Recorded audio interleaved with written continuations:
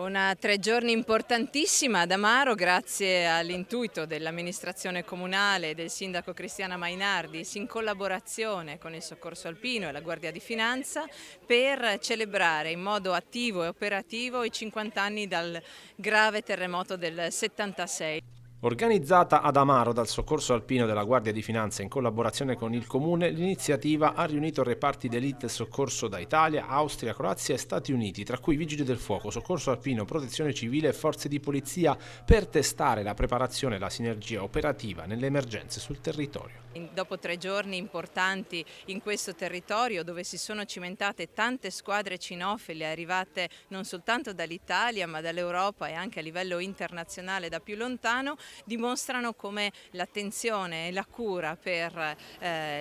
i soccorsi sia sempre altissima, come ci sia una grande competenza nel nostro territorio, una grande serietà anche nell'approcciare le sfide future che vedono comunque sempre legato l'uomo al cane come elemento di svolta. Le attività si sono svolte in contesti complessi come bunker, cave e pendii scoscesi per simulare interventi in frana o anche al buio, mettendo in luce l'importanza cruciale e la specializzazione delle unità cinofile nella ricerca olfattiva a distanza di persone disperse su terreni impervi. In un momento nel quale le tecnologie sono tantissime,